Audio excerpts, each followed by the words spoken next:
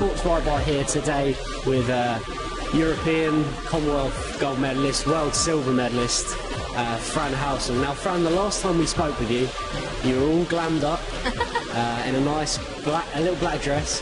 Today, we're a bit more in your environment. I mean, this must feel like home to you. Yeah, it does. It's kind of a bit different being in a swimming pool with lots of journalists around scrutinising how I'm swimming. But yeah, it's been good fun. It's been a nice day. I've done some in the water stuff, some out the water stuff, so it's quite nice to be around the swimming pool for a change. Because you've been racing, of course, since you were sort of 8 or 9 years old. I suppose you must have clocked up some serious hours in somewhere like this. I mean, what sort of sacrifices would you have had to make as a youngster swimming?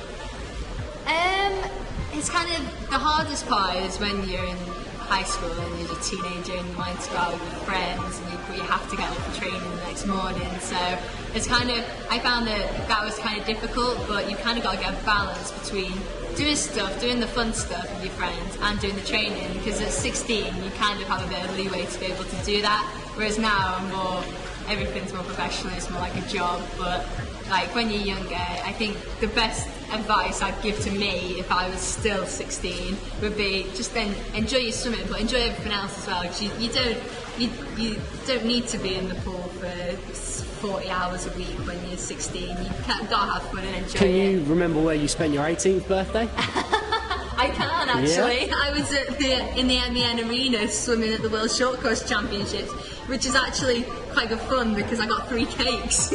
And a bronze medal. I did win a bronze medal. So that was a nice little treat. I was more excited about the 3 cakes. Of course, not an average birthday, No. but you're not an average person.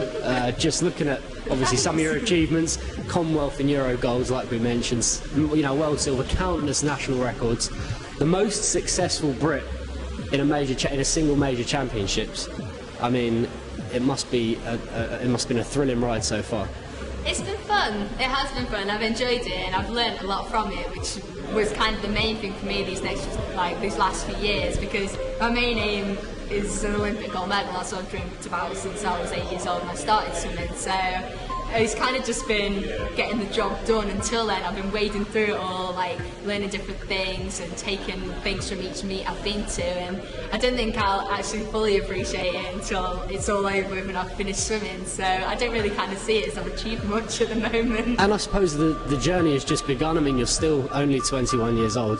If you look at where you've already won major medals, major honours, you look at Rome and Eindhoven, Budapest, Delhi, Melbourne. I mean, you must be one of the most well-travelled 21-year-olds there are out there. It's brilliant, really, because when I was 15 I got to go to Melbourne Commonwealth Games and everyone else was stuck in school back home and I was out doing my work in the sunshine on the beach, so it was brilliant. I've had some great experiences and I think I wouldn't have got to do it if I wasn't swimming, and like being on the British team is great fun because you get to do all different things like that. And I'd say one of the best things about my job, so to speak, is I get to travel the world and see things. Like we went to South Africa last year and I got to go and stroke an elephant and things. It was ridiculous and I wouldn't have done that unless I was in the environment I am. And speaking of animals, you're a big animal lover outside of sport. You've got 2 cats, of course, who I hear an awful lot about. I was just wondering what sort of out of the pool Fran gets up to, when you're not training and when you're not in the gym and when you're not kickboxing. I've also heard a lot about what is it you like to get up to. I do chill out a lot with my cats. I'm quite a sad person, really. I'm forever getting them out of the bin. They've learned how to open the bin now and they sit in the bottom of it eating things. It's a disgrace. It's just like, yeah. But yeah, I like shopping. Every girl loves shopping, don't they? Like buying expensive shoes is a bad habit of mine. And yeah, at the moment I'm quite into Leicester Tigers rugby, so I spend most of my weekends going to watch them play as well. So you're into your rugby. I Yes. mean, there's obviously this bubbly, fun exterior, but you're obviously a very competitive person by nature. I mean, you've been described as a gladiator in the pool by Bill Sweetenham. Do you feel like there is a real competitive edge to what you do?